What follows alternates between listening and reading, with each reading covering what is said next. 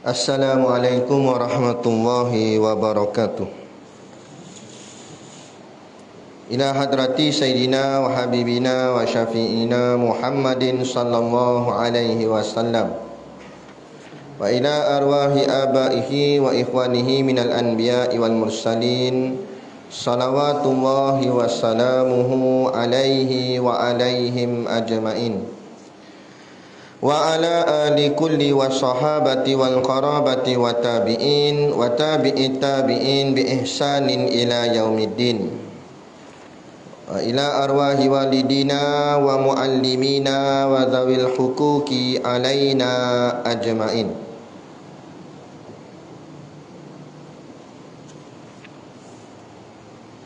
Wa khususan ila hadrati Al-Alim Al-Alamah Al-Syeikh Abu Abdullah Hussein Nasir bin Muhammad Taib Al-Mas'udi Al-Banjari, Syai'ulillahi lahumul Fatihah.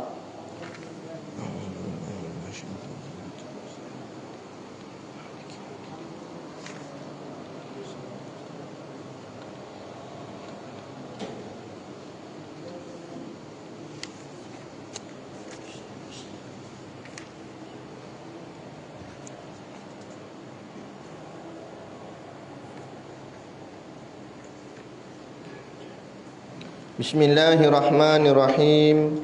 Alhamdulillahi rabbil alamin.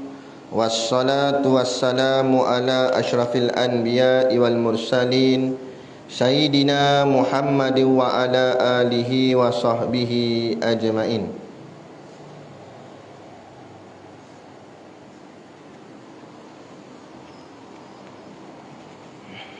Subhanaka la ilma lana illa ma 'allamtana innaka antal alimul hakim. Rabbi shrah li sadri wa yassir li amri wahlul 'uqdatam min lisani yafqahu qawli. Wala haula wala quwwata illa billahil aliyyil azim. Amma ba'd. Alhamdulillah, kita sama-sama panjatkan syukur kehadaratillah Subhanahu wa taala yang dengan limpah dan kurnianya diizin oleh Allah Subhanahu wa taala pada kita pada malam ini untuk sama-sama kita menyambung semula kuliah pengajian kitab kita, iaitulah kitab Hidayatus Sibyan. Moga-moga dengan pengajian ini akan memberikan kefahaman kepada kita dalam soal ibadah kita kepada Allah Subhanahu wa taala. Maka dengan kefahaman itulah kita dapat menyempurnakan amal ibadah kita dengan kesempurnaan, sehinggalah diterima oleh Allah Subhanahu Wa Taala sebagai satu amal yang soleh, dan akhirnya ditempatkan Allah di dalam syurganya nanti, insya-Allah. Amin ya rabbal alamin. Yang saya hormati pengerusi surau dan seluruh saf kepimpinannya, para imam, para bilal, tok-tok syiak yang tak dapat kita nak sebutkan namanya satu persatu, yang amat-amat disanjungi para asatizah, alim-alim ulama, tuan-tuan guru, ustaz ataupun ustazah yang hadir pada malam ini, mohonlah ditegur kepada hamba yang fakir dalam bidang ilmu ini sekiranya apa yang disampaikan dan dikongsikan ada salah dan silapnya. Yang kita kasihi ayah-ayah, ibu-ibu, pemuda-pemudi, muslimin dan muslimat yang dirahmati Allah sekalian.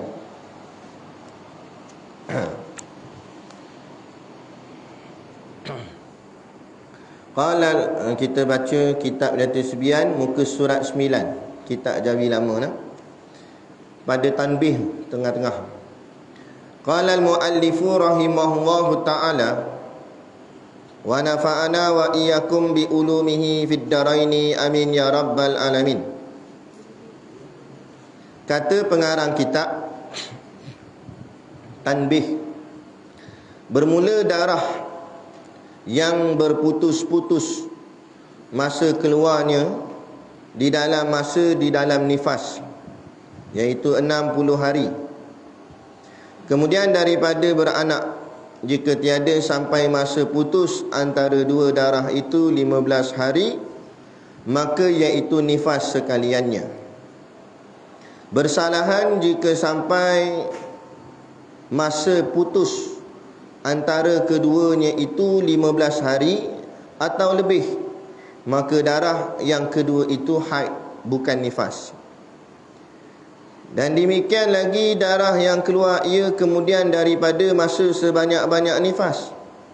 Jika menyelangi antara sebanyak-banyak nifas dan darah itu oleh suci, jikalau tiada sampai ia 15 hari sekalipun, maka iaitu darah haid jua. Baik. Dan demikian lagi, segala darah yang berputus-putus di dalam masa haid atas barang apa rupa ada ia, maka itu haid sekaliannya. Baik, yang itu dulu. Jadi kita masih lagi perbahasan di dalam masalah haid dan nifas. Haid dan nifas. Walaupun benda ni tak berlaku kat kita orang lelaki, berlaku kat orang perempuan. Tetapi kita sebagai suami dan juga sebagai ayah, wajib kita menuntut akan ilmu ini untuk disampaikan kepada isteri dan juga anak perempuan kita. Sebab tu duduk di bawah tanggungan kita. Rosak dia berpunca pada rosaknya kita. Sehingga kan neraka, kalau neraka dia, nerakalah kita. Maksudnya, kalau dia buat satu benda yang salah kerana tak dididik oleh ayah dan suami, ayah dan suami inilah akan merengkuk masuk ke dalam neraka bersama. Kerana kita tak ambil peduli soal agama yang berkait dengan urusan ahli keluarga.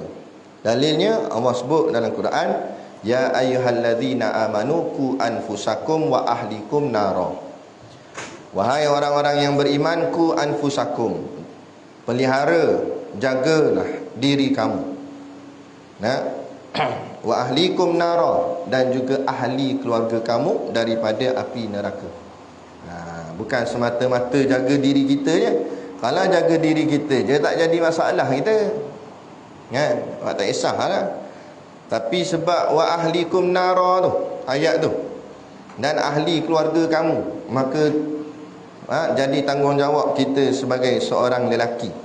Walaupun tak ada kena mengena haid nifas ni dengan kita, tapi kena mengena dengan isteri dan anak perempuan kita. Jadi kita nak sambung ni, kata Syekh tanbih. Tanbih ni maksudnya peringatan. Ingat. Maknanya pada bahagian ni Tok Syekh nak bagi peringatan kepada kita, seolah-olah Syekh nak kata yang ni ingat betul-betul macam tu. Maknanya ada benda penting yang dia nak sampaikan. Yang ni ingat sungguh. Jaga-jaga, dia kata. Apa dia? Bermula darah yang berputus-putus masa keluarnya di dalam nifas, iaitu 60 hari. Baik. Pertama sekali kita kena faham, sekurang-kurang masa suci ialah 15 hari. Sekurang-kurang masa suci mesti 15 hari. Kurang daripada 15 hari tak dikira suci. Maksud masa suci tu masa yang darah haid tak keluar. Paling minimum mesti 15 hari. Maksimum terpulang. Berapa hari pun tak ber. Setahun pun tak ber. Setahun tu darah haid tak keluar langsung, tak ada masalah. Yang masalahnya nak tahu suci tak suci, minimum mesti 15 hari. Kurang daripada 15 hari maknanya belum suci. Tu dia punya poin penting dia. Ingatnya tu. Jadi dia kata bermula darah yang berputus-putus. Ni dia nak buat contoh kes masalah. Masalah ni berlaku, nak darah tu putus-putus. Masuk putus-putus, kejap keluar, kejap tak keluar. Jap ada, jap tak ada. Bermula darah yang berputus-putus masa keluarnya di dalam nifas, dan putus-putus tu pula dalam tempoh nifas. Berapa hari tempoh nifas? Ngaji kena dua hala lah, baru tengok faham tak faham. Berapa hari tempoh nifas? Muslimat jangan jawab. Muslimin 60 hari. Ingat ni sampai bila-bila ni. Jangan buat gurau benda ni. Jangan buat main ni ilmu fardu ain. tak lepas ni naya kita. Nak 60 hari. Jangan syok nak nikah je. Itu pun ada hati nak tambah seorang lagi. Nipah berapa hari tak tahu. 60 hari maksimum. Bukan wajib 60 hari. Ghalibnya 40, 50 atau tak kira lah, 30 ada, 40 ada, 50 ada. Tapi yang Imam Syafi'i letakkan sebagai maksimum, dia paling tinggi dia boleh pergi 60 hari. Kalau lebih pada 60 hari itu bukan nifas. Boleh jelas tak? Faham betul-betul. Tak tahu tanya, jangan malu, ni ilmu. Biar kita malu di dunia, jangan malu di hari akhirat esok. Di padang mahsyar kita dimalukan oleh Allah kerana kita langsung tak ambil peduli soal agama semasa hidup di dunia. Ni banyak orang buat tak erti je berkenaan dengan ilmu-ilmu agama. Ilmu bab dunia kan main erti. Baik, jadi darah nifas. Maksimum 60 hari. Jadi dia kata bermula darah yang berputus-putus, masa keluarnya di dalam nifas, iaitu 60 hari. Maknanya darah tu putus-putus dalam tempoh 60 hari. Dalam tempoh 60 hari tu darah tu kejap ada, kejap tak ada, kejap ada, kejap tak ada. Kemudian dia kata kemudian daripada beranak. Memanglah itulah definisi makna darah nifas. Apa makna darah nifas? Apa tu darah nifas? Darah nifas darah yang keluar selepas beranak. Maknanya lepas salin. Anak tu keluar, darah tu keluar. Itulah namanya darah nifas. Kalau serentak keluar, baby keluar, darah pun keluar serentak, tu bukan nifas. Nifas ni mesti baby keluar dulu, baru darah tu keluar. Itu baru namanya nifas. Jika tiada sampai masa putus antara dua darah itu. Kemudian dia buat kesnya, kalaulah dia kata, jika itu kalaulah lah. Kalaulah masa putus tu maksudnya darah tak keluar. Kalaulah masa darah tak keluar tu, antara darah yang nifas tadi dengan darah yang satu lagi, masa darah tak keluar tu, dia kata jika tiada sampai masa putus antara dua darah itu 15 hari. Kalau masa yang kosong tu, masa yang darah tu tak keluar tu tak cukup 15 hari. Faham tak? Dalam tempoh 60 hari. Katalah hari pertama sampai hari ke-10 tak ada masalah, darah keluar macam biasa. Tiba-tiba hari ke-11 tak keluar, 12 tak keluar, 13 tak keluar, 14 tak keluar, 15 tak keluar, 16 keluar. Maknanya darah yang tak keluar berapa hari? Darah yang tak keluar berapa hari? Tuan-tuan ni macam saya syok sendiri ya. Ni belajar ni kena betul-betul ngaji.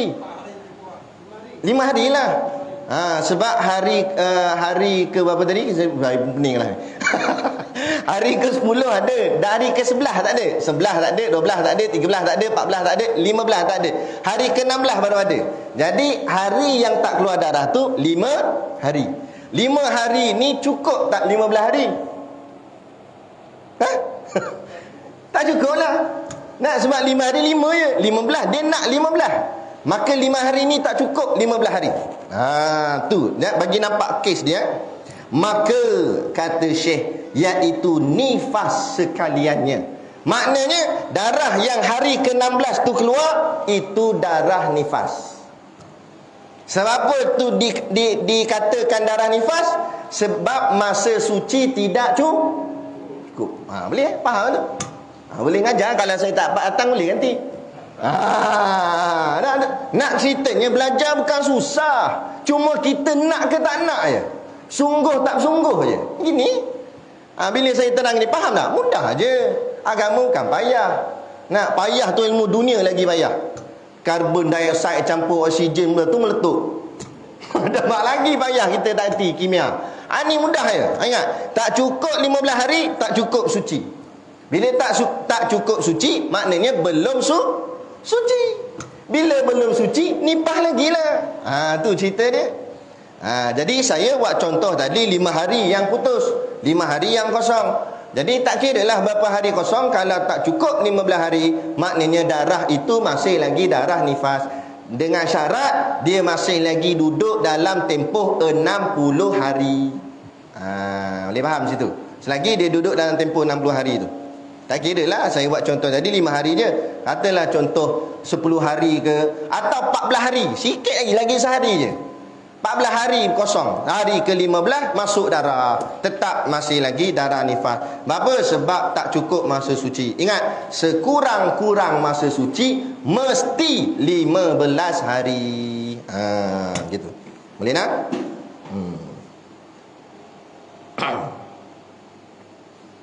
Boleh faham takat ni? Kalau tak faham, pastikan jadi sekali nifas tu. Macam mana? Kalau yang ada tak boleh nifas dah, carilah yang boleh nifas. Kalau faham, faham. Tak faham sudah. Marah orang belakang.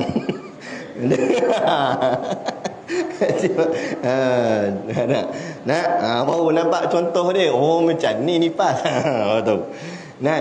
Maka iaitu nifas sekaliannya.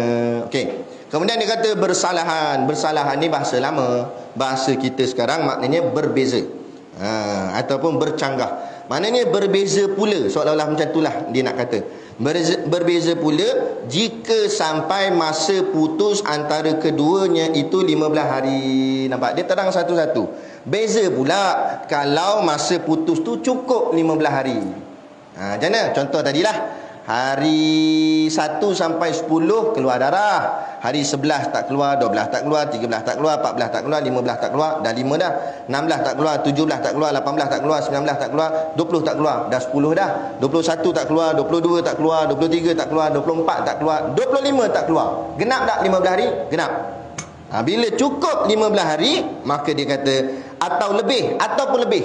Katalah sampai bukan 15 hari, 20 hari. Sampai tadi berapa dah? 25, 26, 27, 28, 29, 30. 20 hari. 15 ataupun lebih daripada tu putus, tak keluar darah. Maka darah yang kedua, maksud darah kedua ni darah selepas tu. Lepas putus tu darah tu datang pula. Maka darah yang datang itu haid, bukan nifas. Faham? Maka darah tu namanya haid, bukan nifas. Walau duduk dalam tempoh 60 hari tadi. Sebab apa? Sebab dia dah dikira suci. 15 hari dah cukup. Lepas tu baru datang darah kemudian. Datang darah kemudian itu hukumnya adalah darah haid, bukan nifas. Okey? Itu hukum dia.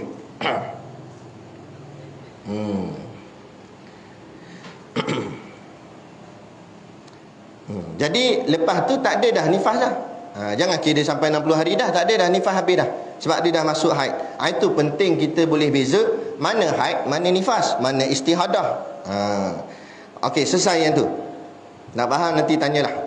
Dan demikian lagi pula. Dia tambah pula lagi apa dia? Darah yang keluar ia kemudian daripada masa sebanyak-banyak nifas. Okey? Faham satu-satu dia kata.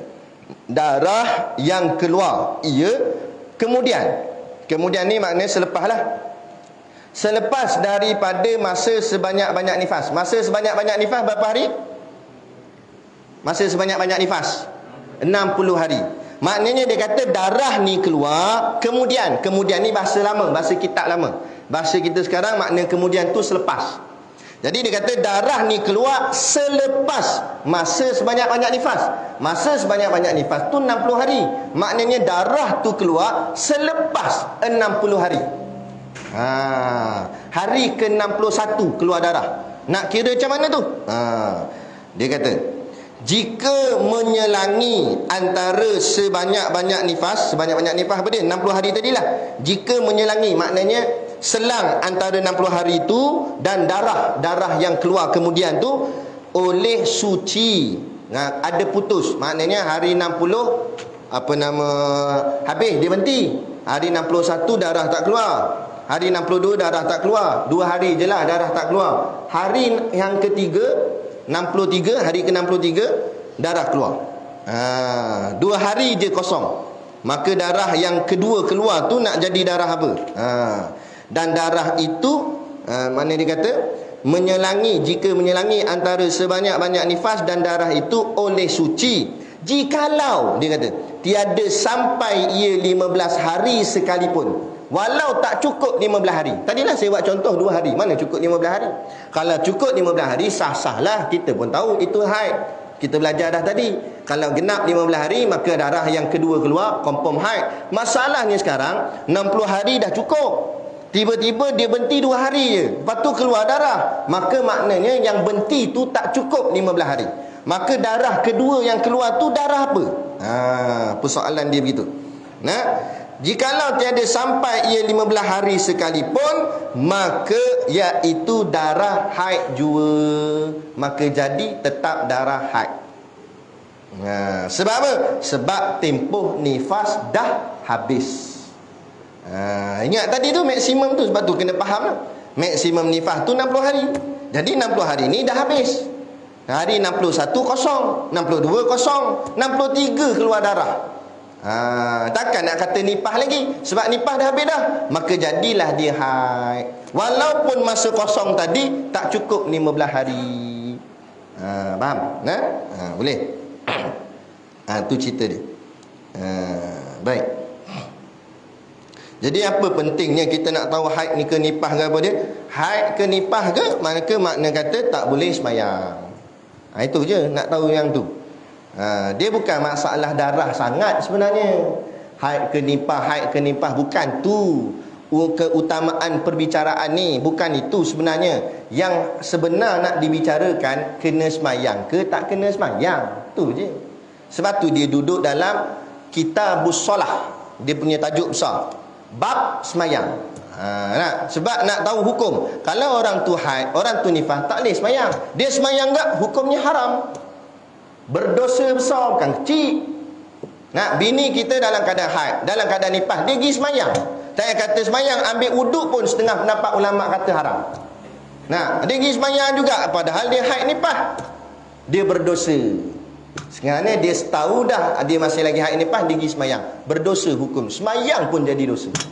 Padahal semayang ni kan benda baik, betul, tapi tak kena cara, dia jadi salah. Lepas tu suami tengok, suami biar, dengan suami-suami sekali berdosa. Anak kita macam tu tak? Anak kita haid, lepas tu dia pergi semayang. Bapak tengok saja, bapak-bapak pun dosa sebab tak mengajar akan anaknya. Itu sebab pentingnya. Lepas tu kalau haid tu dah putus, nifas tu dah putus, wajib pula semayang. Tengok-tengok haid dah putus dah, dia tak semayang juga, dosa juga. Suami dosa, ayah dosa. Itulah sebab pentingnya nak tahu haid ke, nifas ke, suci ke, istihadah ke. Itu sebab dia.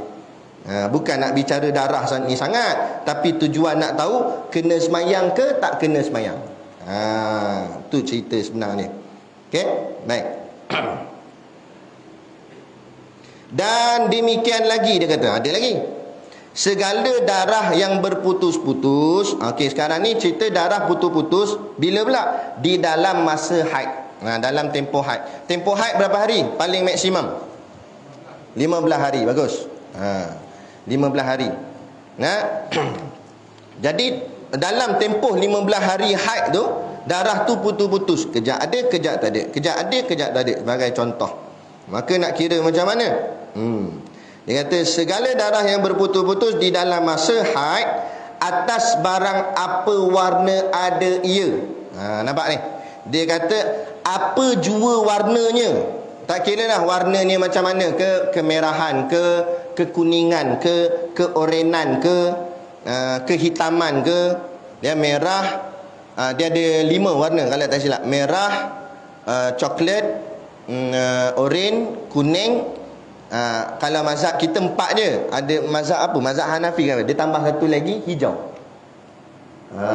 Tu agaknya ketua Dewan Muslimat agaknya. Tak sungguh dalam kitab dia kata ada hijau. Sungguh hijau tak pastilah. Tapi dia kata macam tu. Jadi makna kata apa jua warnanya pun, kalau tempohnya duduk dalam tempoh darah haid, maka iaitu haid sekaliannya. Jadi haid walau dia putus-putus kan. Putus contoh hari pertama sampai hari ke-5 keluar darah macam biasa. Hari ke-6 tak keluar, hari ke-7 tak keluar. 2 hari lah tak keluar, katakan. Hari ke-8 keluar balik. Hari ke-8 tu haid. Walaupun warna ni mungkin dah pudar sikit, janji ada warna, tetap haid. Nak? Walaupun dalam masalah ni berlaku khilaf di kalangan ulama', tetapi pendapat yang paling masyhur inilah dia.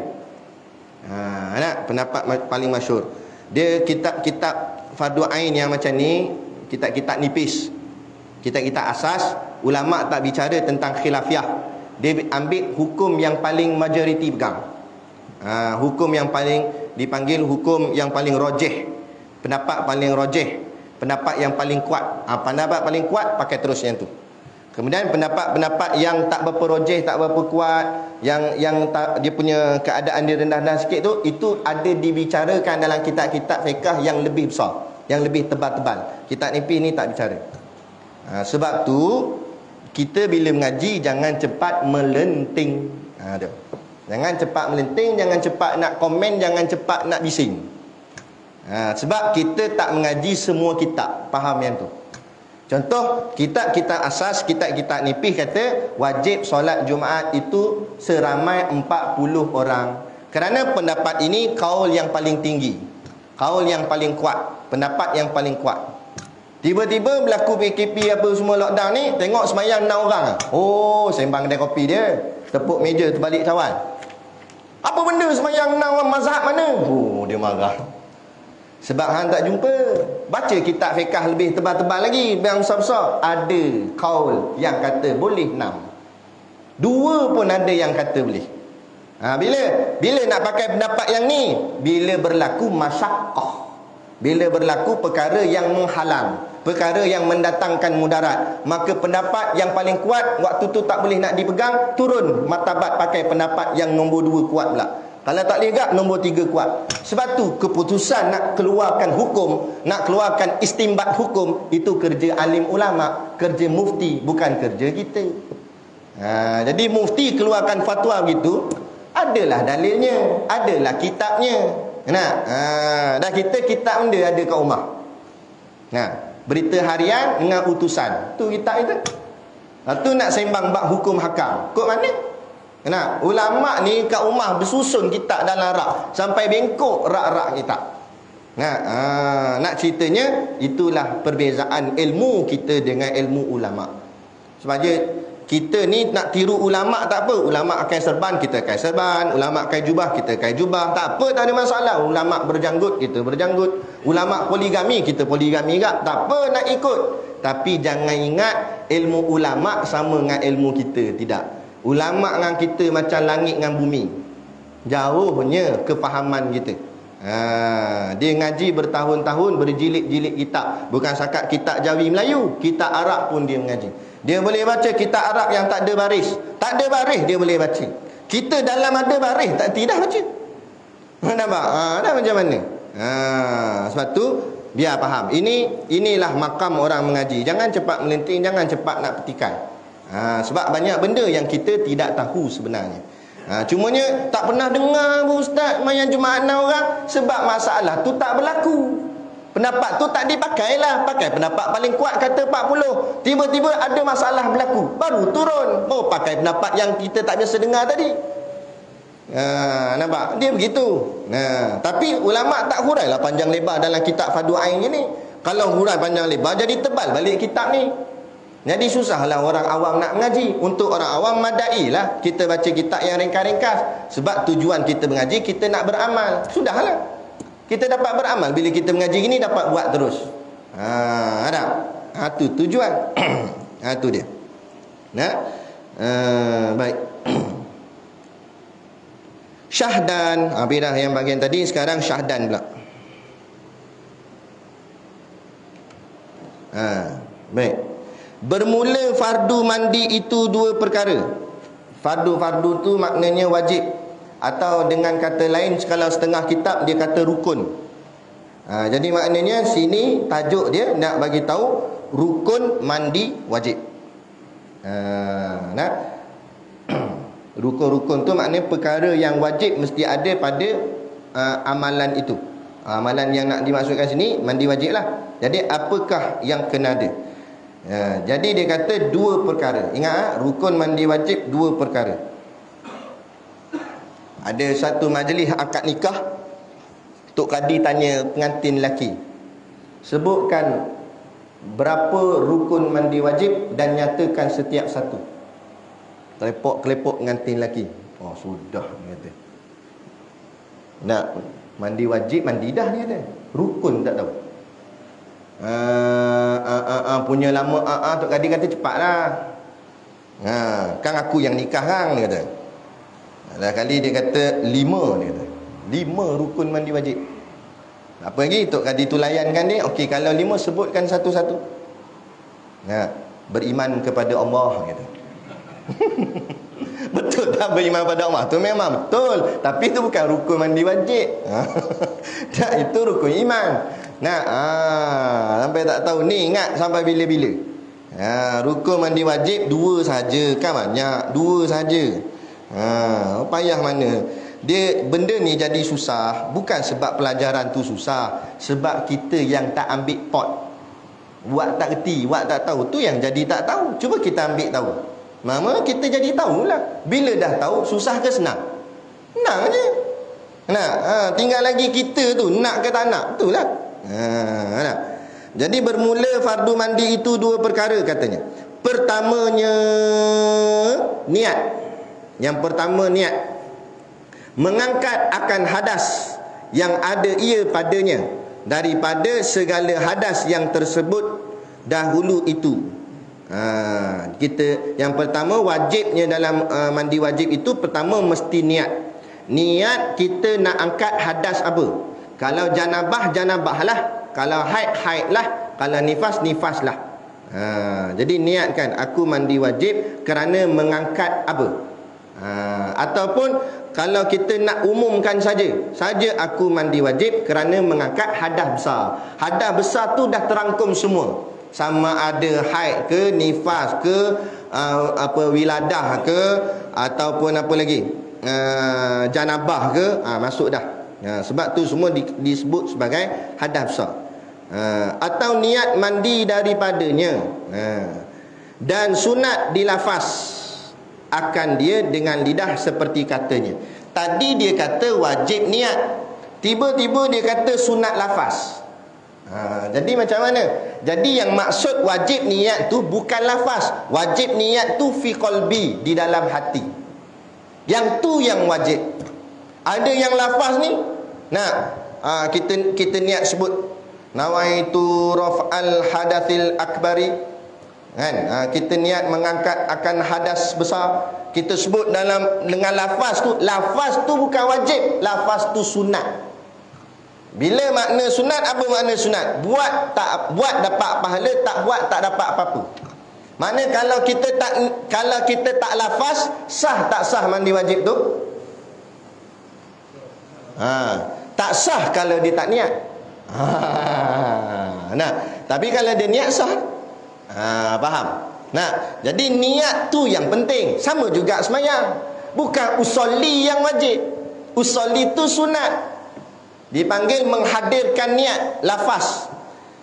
Tapi yang wajib dalam Allahu Akbar tu, Allah, masa tu masuk niat, sahaja aku semayang fardu isyak, bar. Itu yang wajib. Bukan usolli. Ini usolli saja dekat tahiyat akhir dah tu imam. Usolli. Tak masuk-masuk. Padahal yang tu tak masuk, tak apa. Orang suruh masuk dalam hati tu, bukan perkataan tu. Banyak orang keliru sini. Tu kita kena jelaskan betul-betul. Jadi niat dalam hati. Ada pun lafaz, hukumnya sunat supaya memudahkan kita menghadirkan niat. Tu tujuan lafaz tu. Jadi sebab tu dia kata, dan sunat dilafaz akan dia dengan lidah seperti katanya. Ni pun kena perhati tengok. Dia kata seperti ni masalan. Maknanya contoh, bukan mesti begini. Contoh saja. Janji maknanya betul. Boleh bahasa apa pun, perkataan macam mana pun, janji maknanya tak lari, poin dia tak lari. Tak apa dah. Bukan mesti sebiji-sebiji. Ini sampai dia nak ikut sebiji-sebiji, siap bawa kitab masuk bilik air. Nawaitu raf'al nak sebut juga. Sampai buat kitab dah ambil air. Habis jadi rosak. Basah-basah kitab. Tak payah nak ikut sangat dalam kitab. Ni ulama kata contoh. Jadi kalau contoh, cakap Melayu boleh tak boleh? Boleh lah. Ada. Sahaja aku mengangkat hadas besar. Dah. Ada. Tu je. Jadi dia kata contoh katanya nawaitu raf'al hadatsil janabah. Awi itu kan suruh sebut tu, itu maknanya atau al-haidi awin nifas atau nifas. Jadi maknanya dia kata artinya sahaja aku mengangkat akan hadas janabah atau hadas haid atau hadas nifas. Contoh macam tu. Cakap Melayu pun tak apa. Nawaitul ghusla anil janabah wal haid awin nifas. Contoh lagi. Dia kata artinya sahaja aku mandi daripada janabah atau daripada haid atau daripada nifas, boleh juga. Atau nak pendek lagi, nawaitu raf'al hadatsil akbar. Sampai situ je boleh juga. Sahaja aku mengangkat akan hadas yang besar, habis dah. Nak lagi, ada lagi contoh dia buat. Nawaitul ghuslal wajib. Sahaja aku mandi wajib, dah. Itu pun boleh. Ni sampai tanya ustaz, macam mana nak niat mandi wajib? Bukan payah, sahaja aku mandi wajib, dah. Mandi wajib itu. Itulah niat. Ada. Itulah namanya niat. Tapi yang wajibnya di dalam hati itu, bukan dengan lafaz mulutnya. Lafaz mulut tu sunat sahaja hukumnya untuk menghadirkan niat yang sebenar di hati. Maka wajib disertakan niat yang tersebut itu dengan membasuh satu suku daripada badannya. Jadi masa mana nak niat? Niat ni kena tengok agak dia ada tempat dia. Bukan sukati je nak niat bila-bila. Tak. Niat ni ada tempat niat dia. Maksud tempat niat, waktu niat. Bila nak niat mandi wajib? Kata Syekh, bila air menyentuh suku daripada anggota badannya. Maksud suku, mana-mana bahagian. Air tu kita tuang jatuh kena dahi ni. Maksud tu masuk niat. Kena je dahi, minta dalam hati, saja aku mandi wajib. Tak kira tak semestinya dahi, nak buat kat siku. Masuk air kena siku, saja aku mandi wajib. Dah. Dia nak buat kat jari je, tuang tuk kena jari, saja aku mandi wajib. Masuk dah lah tu. Yang tak bolehnya air tak kena badan lagi, dia masuk niat. Tu tak boleh. Dia kena air tu kena badan. Tapi bukanlah mesti serentak air kena badan, serentak niat. Dah, bukan muqaranah. Tak payah serentak. Ini dia nak tepat-tepat. Bila air saja aku. Teruk sangat. Sampai terkejut kawan sebelah nak berak. Terkejut dengar. Benda pula ni. Tak jadi kawan tu. Masuk balik tarik dia. Tak payah sampai nak tepat-tepat. Jiruh je atas kepala ni. Jiruh air pun mengalir. Kena dah kan badan. Masuklah niat. Saja aku mandi wajib dah. Lepas tu bagi air tu rata. Ni yang nak cerita sekejap lagi. Rukun kedua dia. Dah. Jadi dia kata, maka wajib disertakan niat yang tersebut itu dengan membasuh satu suku daripada badannya. Okey, tu yang pertama. Yang kedua, rukun mandi wajib itu, rukunnya yang kedua, meratakan air pada sekalian zahir badannya. Okey, faham satu-satu. Dia kata meratakan. Bila sebut merata, pastikan air itu kena semua tempat anggota badannya, daripada rambut sampailah kaki. Semua air ni mesti kena. Kalau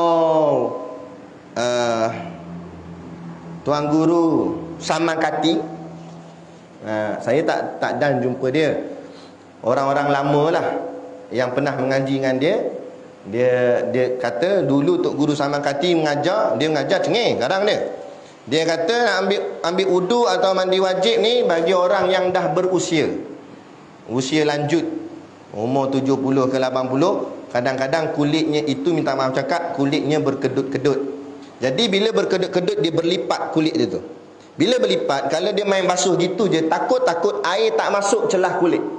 Maka sebab tu kena gosok-gosokkan di tempat-tempat yang tersembunyi gitu.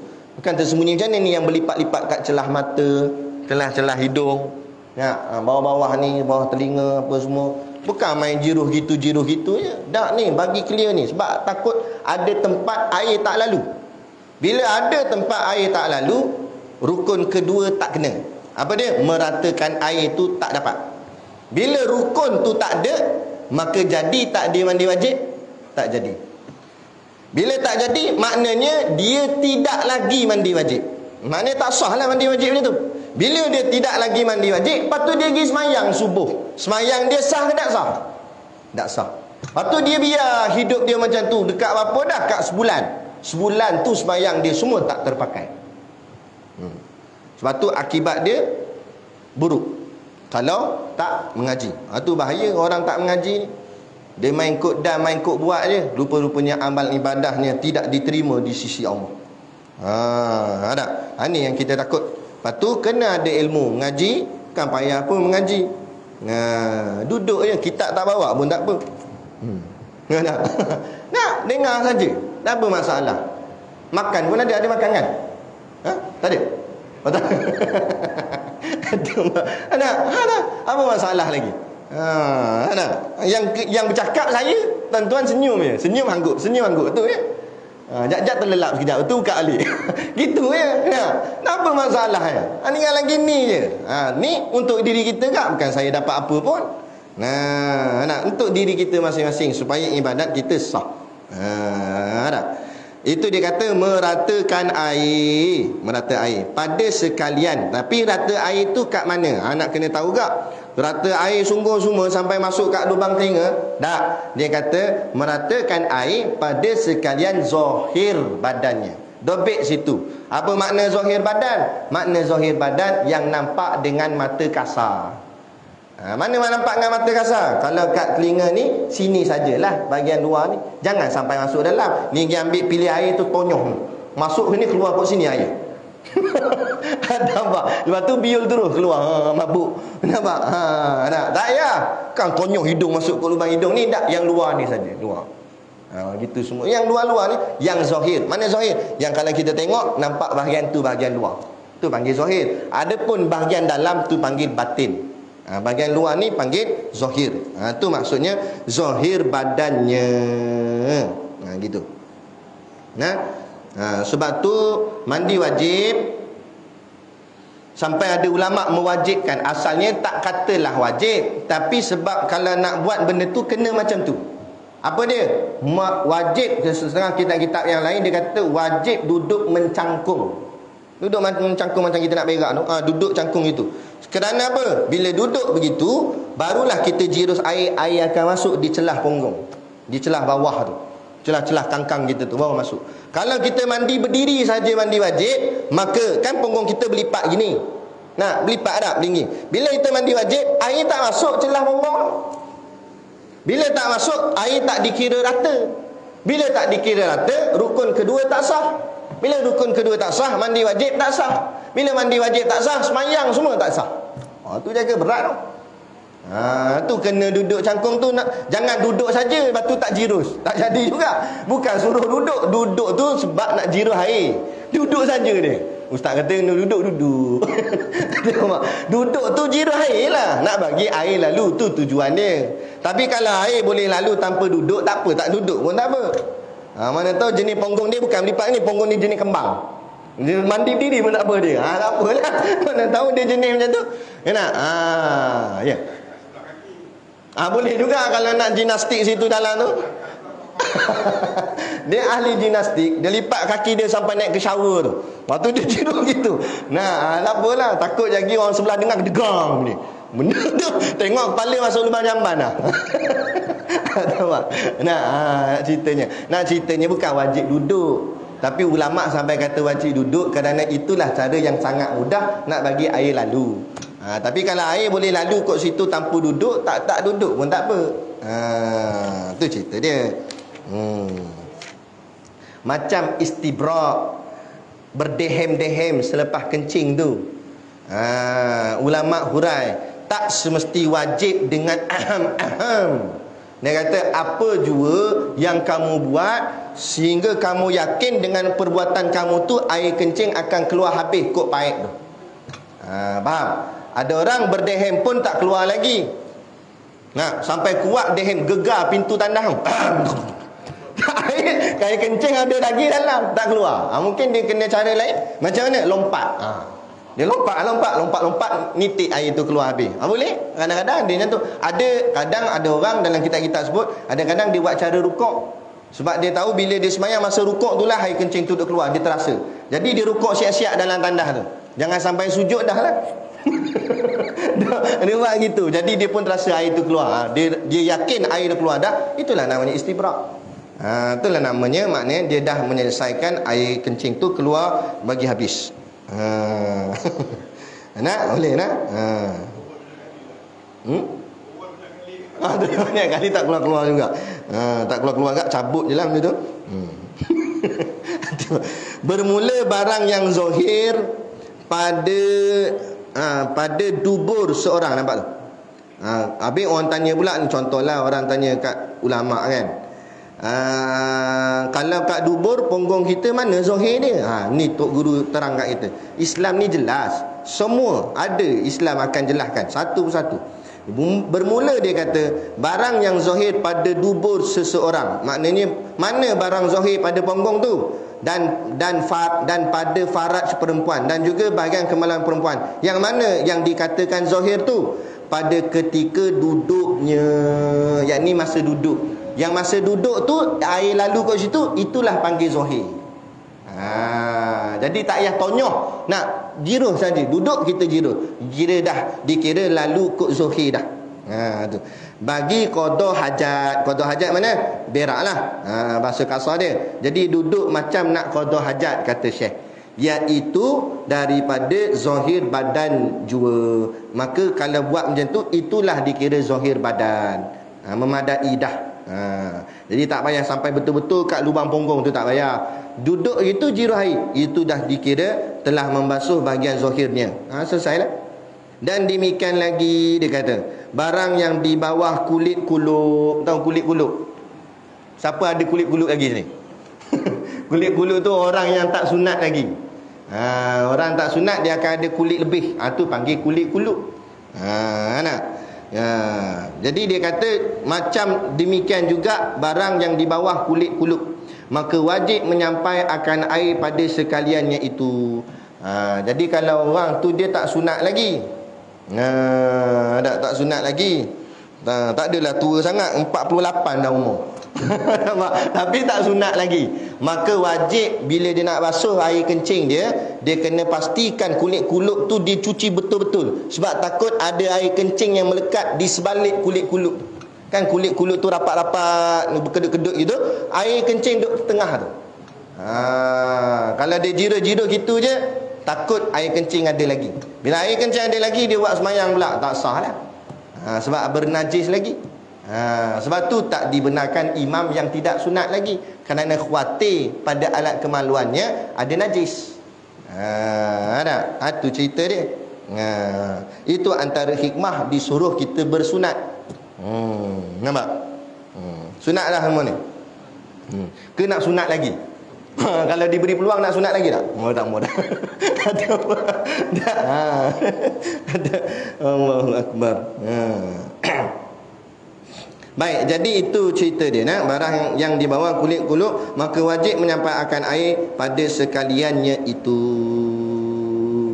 Jadi kalau ada anak-anak kita yang sudah akil balik, cumanya dia belum sunat lagi, tak dan PKP hari tu, doktor pun tak buat lagi, doktor nak cocok vaksin je, tak ada siapa nak potong kulit kulup. Jadi tak dan lagi, kena pesan ke anak. Sebab dia dah akil balik dah. Maka dia wajib semayang, maka pastikan dia cuci betul-betul bila dia kencing. Dah tu sunat lah, baru senang, sebab kulit kulup tu dah tak ada. Tapi kalau kulit kulup tak ada sekalipun, kencing tak basuh, pakai lap dengan tisu, tak boleh juga. Dah sunat dah. Nampak? Tapi main lap itu gitu. Tu jadi imam lah tu. Allahu Akbar. Baca surah Ali Imran rakaat pertama. Tak kira Ali Imran tak Ali Imran. Tak sah. Sebab apa? Sebab tak menyucikan najis. Banyak orang salah faham. Cuci najis, nak pakai lap pun boleh. Tak, dia mesti dengan air. Orang sembelih korban kan pisau, petua orang kata nak bagi daging lembu tak, jangan ada lemak, jangan basuh pisau sampai lembu mati. Petua tak apa, petua punya hal. Tapi dia sembelih lembu pertama, lepas tu dia tak basuh, dia lap kot kulit lembu lepas tu dia sembelih lembu kedua, najis darah tu pada pisau. Walaupun darah tu sudah dikesat, tapi belum dihukumkan suci sebab tak basuh dengan air.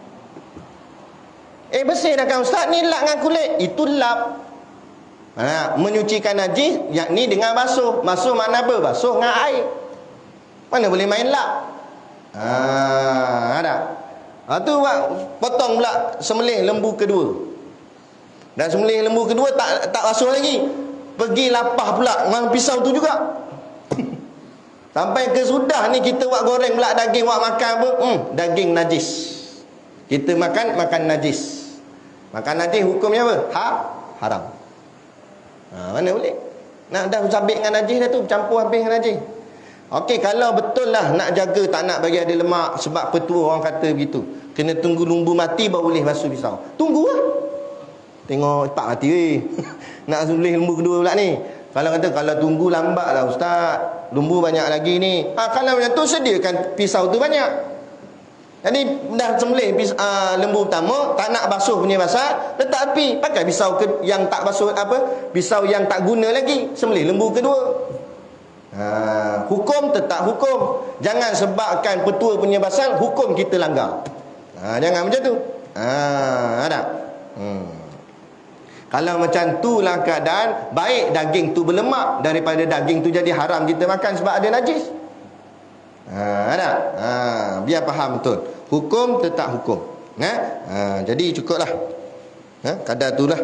Tengok muka mulai macam dah. Kita akan sambung faslun, bermula segala syarat wuduk. Nanti kita belajar syarat-syarat wuduk pula. Syarat wuduk. Jadi apa nama rukun mandi wajib, nanti syarat wuduk pula. Macam mana yang dikatakan wuduk tu betul, sah. Kita nak tengok syarat-syarat dia.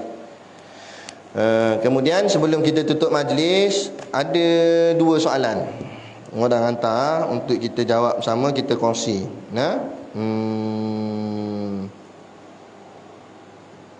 Mana dia?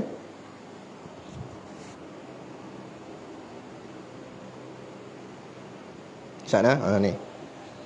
Assalamualaikum. Ada soalan orang tanya, nanti ustaz jawab masa kuliah malam ni. Okey, dua soalan. Yang pertama, bagaimana cara yang betul menggunakan mop lantai untuk membersih lantai yang ada najis? Okey. Faham soalan, baru faham jawapan. Soalan yang timbul, dia kata, okey, lantai tu ada najis, tak kira lah najis tai kucing ke, tai apa ke. Jadi nak pakai mop nak bersihkan. Macam mana cara yang betul mengikut kaedah syarak supaya tempat tu betul suci, boleh buat semayang atas dia. Pertama sekali, tak perlu semua lantai kita cuci. Tak perlu. Yang kita nak cuci ni sebab apa? Tu nak kena faham dulu. Jangan cuci saja. Apa sebab cuci? Kenapa kita nak cuci lantai tu? Sebab apa? Tahulah sebab nanti. Habis kalau macam tu, jalan raya tu ada tai kucing, kena cuci juga ke jalan tu? Tu kena faham dulu. Sebab apa kita cuci? Sebab nak semayang atas dia. Tu punca dia. Tapi kalau tempat tu tak ada kena-mengena dengan nak semayang, lantai pi macam atas jalan. Kita pun jalan nampak kucing. Berhenti jap tepi, nak cuci jap najis dia. Kucing kata bagus. Lepas ni hang ikut aku lah, mana aku berak hang cuci lah. Tak perlu. Kalau perlu tempat tu tak perlu. Pernah ada tadi saya dengar lah. Tapi kita nanti terpijak, siapa suruh pijak? Patutlah jalan tengok bawah, bukan tengok atas tengok bawah. Tu Nabi kata jalan tunduk. Tengok takut terpijak periuk api. Nampak? Dan kalau terpijak agak, basuhlah selipar. Bukan basuh jalan tu. Selipar dia tak basuh, jalan tu dia pergi basuhnya. Nak apa faedah basuh jalan? Itu kena faham dulu. Sebab apa nak cuci? Okey, katalah lantai kat rumah, tempat lantai rumah tu dia nak semayang, ataupun kalau tak semayang pun itulah ulang alik dia sebab lepas ambil uduk dia nak lalu situ, nak pergi semayang, jadi kena pijak juga. Jadi nanti masalah pula dia dah ambil uduk dah, pijak pula najis, tempat bernajis. Okey. Yang tu tak apalah, bila faham sebab baru faham kenapa kita kena buat. Kan? Jadi kita nak cuci kat tempat tu sebab ada keperluan ibadah atas dia. Kan? Maka macam mana nak buat? Pertama sekali, bersihkan air najis. Dalam kitab ni kita dah baca ke belum? Saya tak ingat. Tapi dia kata bersihkan air najis. Mana air najis tu? Air najis tu maknanya ketulan najis tu, zahir dia. Contoh ni, katalah ni najis, tarik ni buanglah tarik tu dulu, ambil tisu ni ke apa ke, tarik dia, buang tepi. Atau cedok ke apa ke, buang tepi dulu. Jangan tarik duduk sini mok. Buang situ, makin sepah tarik itu melambung sampai entah ke mana. Nak masuk pula bawah katil, tonyong lagi bawah katil pula. Dah pada asal tempat kecil sikit situ dah jadi merebak tempat lain. Tu tak. Lepas tu angkat dia alih tepi dulu. Jadi bila dah alih, tarik ni tak ada. Yang tinggal apa? Orang panggil kesan najis. Bekas dia adalah sikit-sikit yang melekat. Yang melekat tu pula sental. Masuk dengan apa-apa tadi dia, span ke apa, bagi hilang. Syarat dia 3. Hilang bau, hilang warna, hilang rasa. Bukan atau ulama tulis dengan kalimah dan. Maknanya 3-3 mesti hilang. Kita gosok-gosok sampai tak nampak warna dia. Warna kuning-kuning, coklat-coklat tu hilang. Okey? Lepas tu kita bau. Bau tak lagi. Mesti ada bau kan? Macam mana nak hilang bau? Macam mana nak hilang bau? Bubuk sabun lah. Belilah tu apa, ejek fabuloso ke apa ke, benda tak kira lah nama apa pun kan. Ambil sabun tu tonyong, bau lagi tak tarik. Kalau bau lagi, boh lagi sebotol. Biar sampai hilang bau tu, tak ada dah bau najis, bau yang bau wangi lah, hilang bau najis tu. Okey, bau hilang, warna hilang, rasa bukan suruh gigi jilat. Bongok namanya. Pakai bagian rasa ni pada tempat yang lain. Rasa ni kita tengoklah. Tengok keadaan dia tu dah tak ada lah kesan-kesan najisnya tu. Sama dari segi baunya ke apa ke. Dan bau pun bukan sampai tonyong hidung kat situ. Bau gini je. Bukan tonyong datang kawan tekak tu sengit tu. Tak payah, bau ke ini je. Madai je, bukan. Sebab tu lepas berak. Takut ada buat tabiat. Lepas berak di baju. Di bau tangan. Ada tak macam ni? Hukumnya makruh kata ulama. Tak payah sibuk bau. Dia lagi ketagih. Sedap. Ketagih pula bau tai. Ada orang hidup gam dia hidup tai lagi tu. Tak payah bau. Madai kita basuh dengan tangan. Kalau kita khawatir kat tangan ni ada melekat, basuh pula tangan tu dengan sabun. Tak payah sampai Islam bukan ajar sampai teruk-teruk, sampai pergi nak cari-cari sangat. Tak. Sama juga kita semayang lalu kucing. Ulama kata jangan cari bulu dia. Jadi kita semayang je lah. Ni pergi sibuk mana bulu. Tak? Jangan cari, biarlah. Tak? Takut nanti jadi menyusah-nyusahkan kita. Tak? Sama tak tadi? Cuci, bagi hilang dah. Okey dah ni. Tapi adakah suci? Belum. Itu baru dikira membersihkan sahaja. Jadi nak bagi suci macam mana? Syarat suci mesti mengalir air. Jadi ambil pula air bilasan. Air kosong, air mutlak. Tuang. Tuang tu lah baru pakai mop. Nak bagi air tu sejak dekat kain mop, kita perah, lama-lama kering. Dah? Barulah namanya suci. Gitu cara dia. Ni tonyong dengan tarik-tarik. Lepas tu ustaz tak hilang lah ustaz. Memang tak hilang tonyong dengan tarik-tarik. Nampak? Macam tu. Kan? Yang kedua, ramai orang Islam memelihara kucing di rumah, dia kata.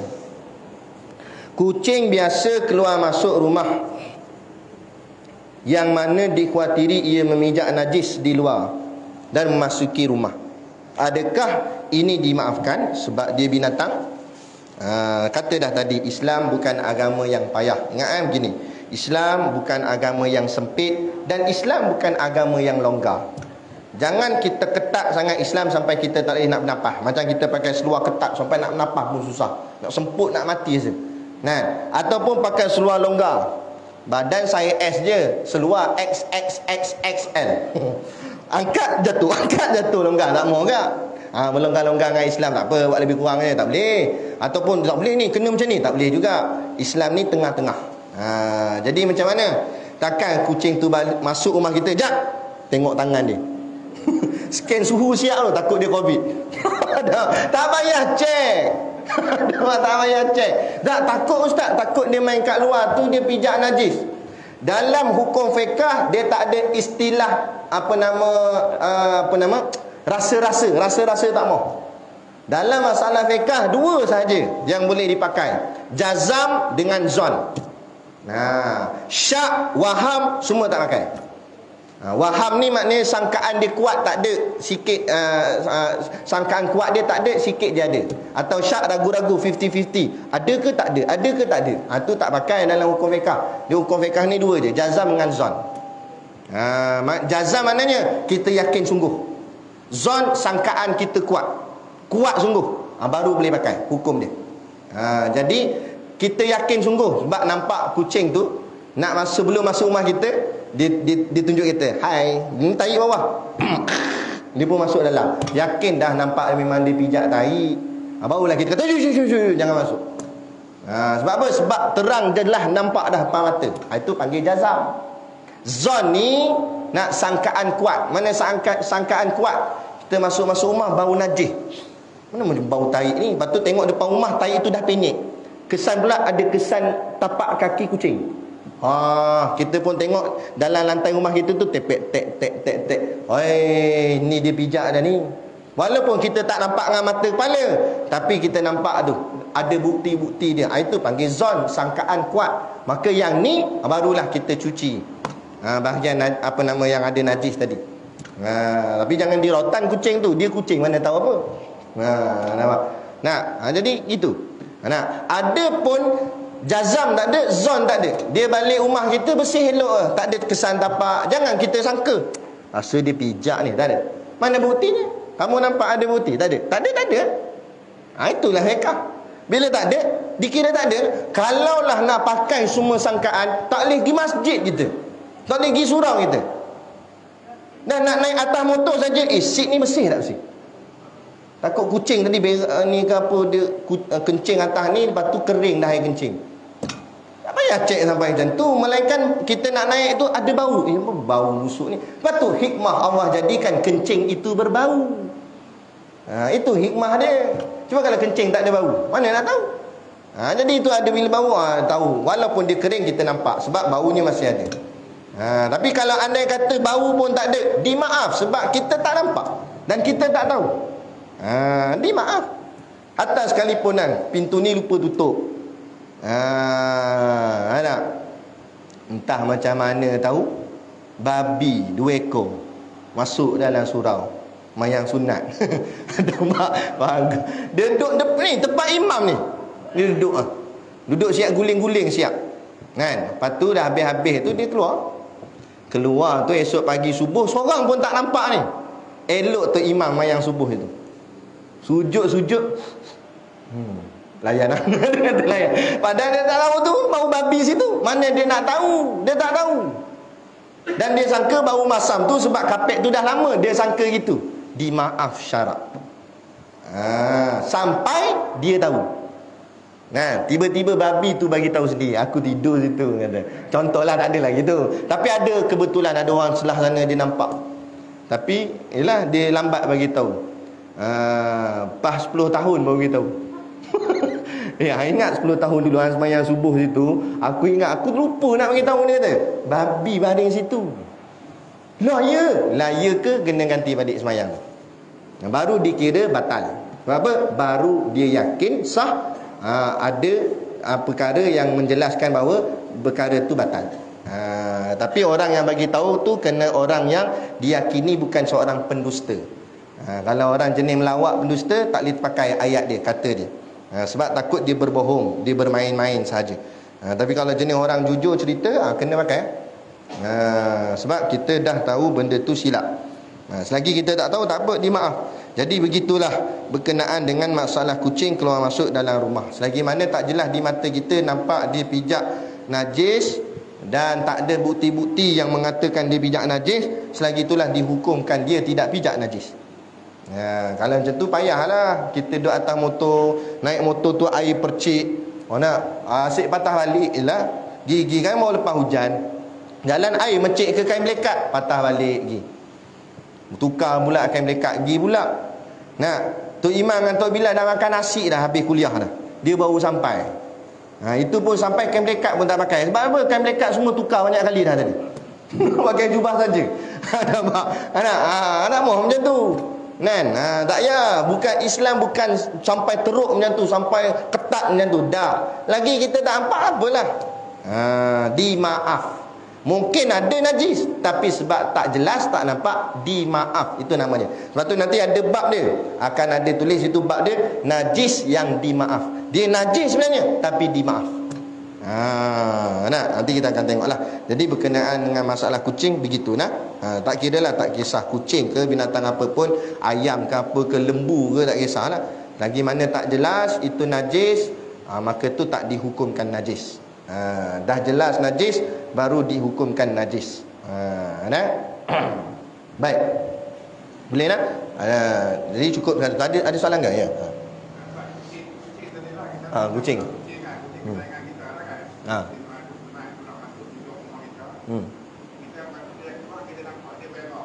Okey.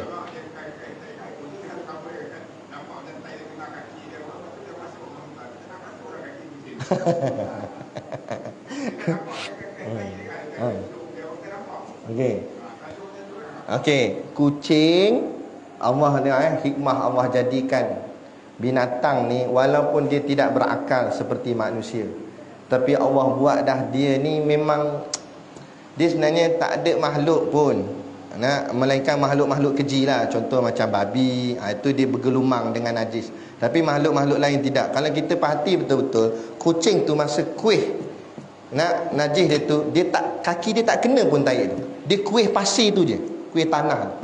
Dan bijaknya kucing nampak ni, lepas berak pun dia kambus. Ini ada manusia lepas berak flash pun tidak. Betul tak? Itu dia kuih-kuih. Jadi kalau dia memang kuih pasir saja, tak kena pada taiknya, tak kena najisnya, tak ada masalah lah. Macam saya sebut tadi lah, dia masuk tadi, kesan tapak kaki dia bersih, tak ada apa-apa lah.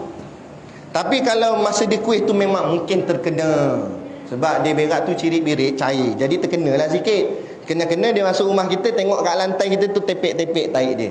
Kita pun bau-bau, memang bau taik tadi tu, bau najis. Kita bersihkan lah. Bersihlah kaki dia, bersih juga lantai tu. Jadi dia tak payah nak pakai kantar mikroskop tengok kena tak. Mudah je, tengok dengan mata kasar je. Ada tak kesan najisnya? Adalah. Kalau kesannya tak ada, sebab tu dia ukuran dia ulama gariskan dah 3 sifat ni: bau, warna dan rasa. Ada tak baunya? Ada bau, makna adalah najisnya. Ada tak warnanya? Ada warna, adalah najisnya. Ada tak rasanya? Ada rasa, adalah najisnya. Tiba-tiba 3 ni tak ada lah. Kira tak ada lah. Walaupun kucing tadi berak, dia tak pernah sapu pun punggung dia. Betul lah. Tapi Allah buat, tengok. Tapi jangan cari hal lah pergi cium punggung kucing tu. Dah Allah tahu, Allah buat bersih dah. Tapi sebaik-baiknya kalau kita nak mengamalkan ialah ibadah ahli sufi tasawuf, bukan tak boleh membela binatang, tapi kita kena jaga-jaga juga. Jadi kita hadkan binatang kita yang peliharaan kita ni takat mana dia boleh pergi. Sebaik-baiknya, sebab itulah di rumah ada orang dia buat tempat khas solat. Dia macam surau dia lah, surau kecil dia dalam rumah dia. Ada ruangan sudut, ini tempat semayang. Situ kita jaga sangat. Buatlah tempat halangan ke apa, binatang jangan masuk situ. Ataupun nak lebih jaga lagi, hadkan kucing kita jangan sampai masuk rumah. Kita bela dia kat luar saja. Kita letakkan dia sangkar ke apa, tempat dia tidur kat luar saja. Kita nak main-main dia, main kat luar. Jadi lebih kita yakin. Lebih hati ni rasa selesa dan yakin dalam soal ibadat, daripada kita nak sayang sangat kucing tapi menyebabkan ibadat kita jadi ragu-ragu. Jadi masalah juga. Ya ke tak ni, ya ke tak ni, ya ke tak ni. Jadi masalah. Jadi nak mudahnya macam tu. Kita yang mudahkan dia. Itu kan kerja kita, urusan kita. Kita yang urus dia, bukan dia urus kita. Kucing tak pernah minta pun. Takkan duduk luar je, dia kata. Dah. Nah, kita buat macam ni dia ikut je. Kita kata duduk luar je lah. Tak pernah kucing petikai. Mogok depan rumah. Nak masuk dah. Kita suruh dia duduk luar. Nah, kita yang urus dia kan, bukan dia urus kita. Boleh gitu. Nah. Ya.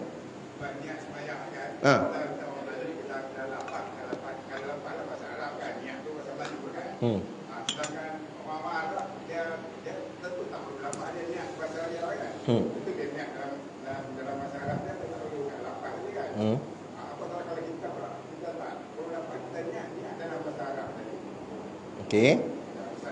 Hukum dia macam mana? Okey, baik.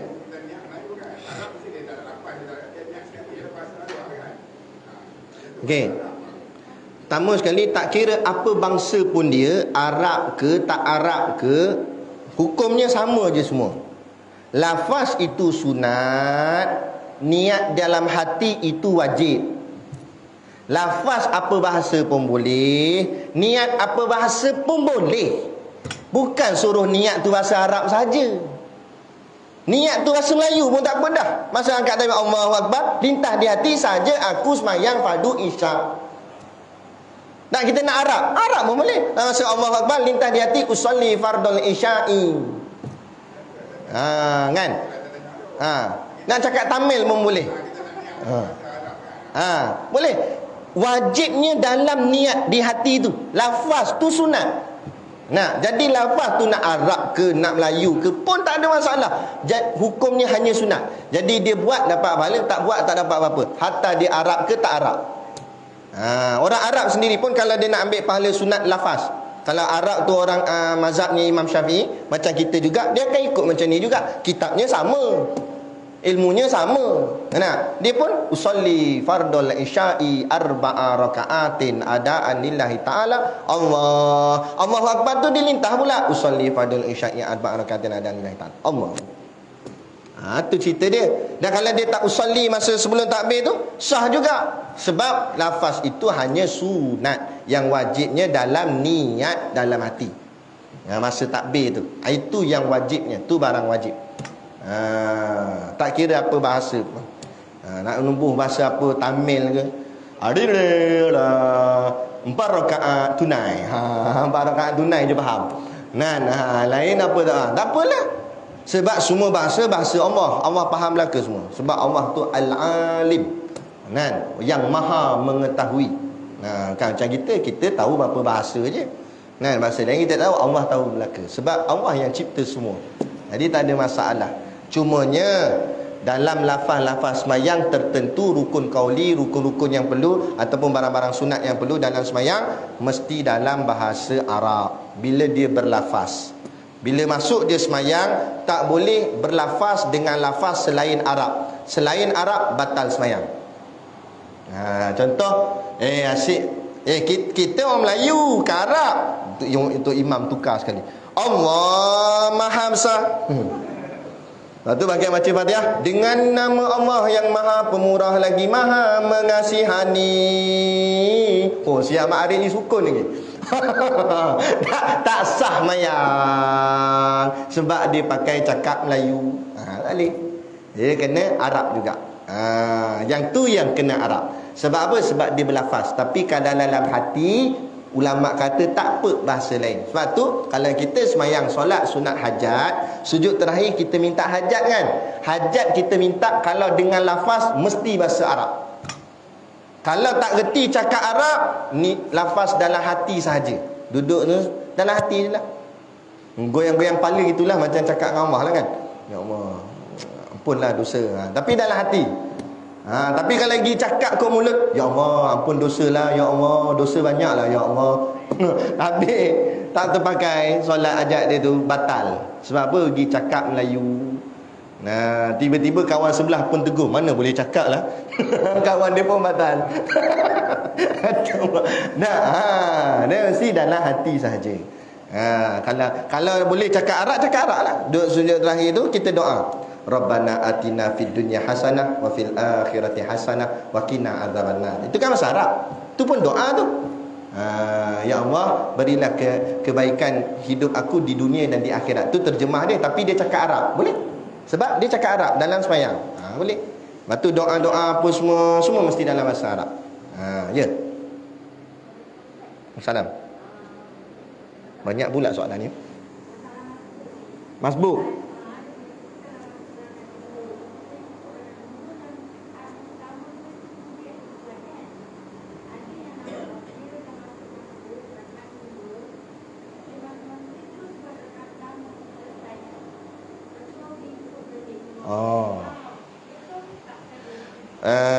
Saya clearkan soalan dulu sebab tak berapa dengar tadi. Jadi soalan dia ada orang masbuk, dia terlambat, imam dah rakaat kedua.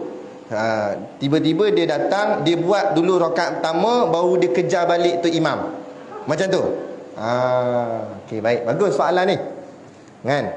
Soalan ni ada kupasannya dalam kitab Qaulul Tam fi Ahkamil Ma'mumi wal Imam. Kitab Arab. Tapi ada terjemahannya dalam bahasa Melayu. Permasalahan nombor berapa saya tak ingat, sebab masalah semua sekali 214. Jadi dalam soalan tu memang ada permasalahan yang berlaku. Kalau orang semayang, dia masuk lambat, dia habiskan rakaat yang dia tertinggal dulu, baru dia kejar imam. Perkara ni itulah perbuatan sahabat dulu. Zaman Nabi dulu sahabat-sahabat buat begitu.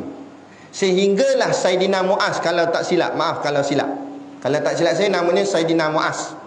Datangnya Muaz, dia tak buat macam tu. Dia masuk dengan imam, kemudian bila imam bagi salam, baru dia ganti rakaat yang dia tertinggal macam sekarang kita buat. Habis semayang, Nabi puji Muaz. Nabi kata apa yang Muaz buat itu betul. Tapi sebelum tu sahabat-sahabat buat begitu. Maka ulama kupas. Jadi sebelum tu sahabat buat macam tadilah. Dia habiskan rakaat dia tinggal dulu, baru dia kejar imam. Tapi Nabi tak larang, Nabi tak tegur. Jadi kata ulama, itu pun betul juga. Cumanya perbuatan yang Saidina Muaz buat itu lebih Nabi sukai. Maknanya itu lebih betul. Bila lebih betul, itulah panggil lebih afdal dan lebih lebih tinggi dia punya pandangan yang paling kuat. Maka sebab itulah dipakai dalam mazhab kita, kalau tertinggal rakaat, kita ikut imam dulu, habis imam bagi salam, baru kita ganti rakaat yang kita tinggal. Itu yang sepatutnya, dan itu yang dipuji Nabi. Tapi kalau ada orang buat begitu, mungkin dia berpegang pada pandangan yang kata boleh tadi tu. Tapi kalau dia buat dalam keadaan jahil, tak terpakai. Kita tanya dia, kenapa kamu buat begini? Bukan macam ni ke? Itu tak terpakai. Tapi kalau dia kata, tak, saya belajar, memang ada dalam kitab, tak apa, itu pandangan dia. Sebab ada ulama juga yang mengharuskan, jadi tak boleh kita nak larang. Tapi yang majoriti pakai macam yang kita buat biasa ni. Dia begitu. Bagus soalan tu. Boleh nak? Ada lagi? Ada lagi? Banyak pula kan? Tahu.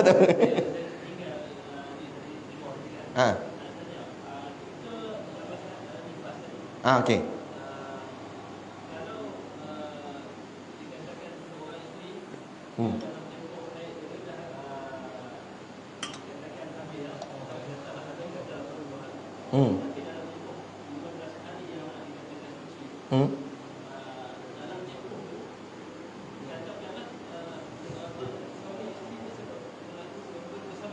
Okey.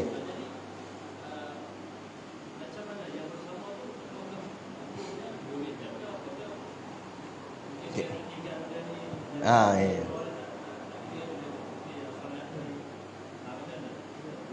Baik, begini. Yang pertama sekali, haid dan nifas ni adalah satu benda yang ulama panggil dia sebagai kitaran. Kitaran ni maksudnya benda tu biasanya berlaku sama je.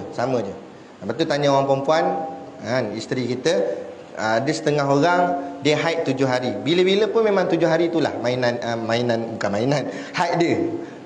Kalau setengah perempuan 5 hari lah bila-bila pun. Kalau setengah perempuan 6 hari lah bila-bila pun. Jadi kalaulah, tapi cuma yang berlaku serta-serta keadaan ni bila berlaku satu masalah ataupun tiba-tiba dia ni kena penyakit, tu yang menyebabkan kitaran haid dia jadi tak menentu. jadi berubah. Asalnya memang macam tu je. Contohlah, haid dia biasa 7 hari. Lepas 7 hari memang haid dia putus. Kita pun okey dah, clear dah, kita kata beli kopi pejuang kat Boran. Nampak? Nah, kita pun gilah berjuang malam tu. Tahu-tahu nak hari ke tadi 7 dah kan, 8 kita buat, 9 nak hari ke 9 datang balik darah. Sudah. Nah, jadi aku buat ni dalam tempoh haid ke? Jadi nak tengok dulu. Kalau memang darahnya sama macam darah haid dan kita pakai pandangan ni, sebenarnya masalah haid nifas ni banyak sangat kaul. Ini pandangan yang paling majoriti pakailah. Jadi selagi mana dalam tempoh 15 hari tadi dia masih lagi dalam tempoh haid, tiba-tiba hari tu datang, walaupun putus 1 hari, maka darah yang kedua datang tu tetap haid. Jadi maknanya perbuatan kita jima' tu jima' dalam tempoh haid. Jadi kita tahu ke? Kita tak tahu. Tak tahu, dimaaf. Faham? Jadi yang tu dimaaf. Sebab biasanya memang 7 hari. Tak sangka pula kali tu dia jadi lain. Nak. Tapi kalau memang kita dah tahu biasanya isteri kita ni memang 7 hari, tiba-tibalah dia jadi 3 hari saja. Sepatutnya 7 hari kan? Tapi tiba jadi 3 hari saja. Hari keempat darah tak keluar dah, kita pun tergesa-gesa. Yang tu takut. Yang tu takut kita sudah langgar. Sebab tahu dah biasanya isteri 7 hari, baru 3 hari dah buat, kenapa? Boleh jadi darah tu ada, cuma mungkin tak terkeluar ke waktu tu. Kenapa? Kan ada rock block ke apa, tak tahulah. Kan? Jadi lelaki sabarlah sikit. Kalau tak boleh sabar, tambah seorang lagi. Tu kelebihan orang lelaki, marah pula orang perempuan. Nak ceritanya memang itulah hikmah Islam. Itulah hikmah Islam. Jadi dia begitulah. Tapi kalau hukum umum, bila tengok memang clear. Sebab tu penting, tak boleh tengok pad je. Jangan tengok pad je, kena pakai putih kapas. Kalau zaman Nabi suruh Sayyidatina Aisyah guna kain perca. Jadi zaman kita tak payah kain apa, pakai cotton bud tu. Putih kapas tu masuk, singkan. Kalau tengok memang clear putih, maka kita anggap dia macam suci dah. Lepas tu kita nak buat apa ke, tak apa dah, tiba-tiba keluar pula, tak apalah, dimaaf. Sebab kita sangka sudah suci, mana nak tahu. Begitu. Lagi dimaaf lah.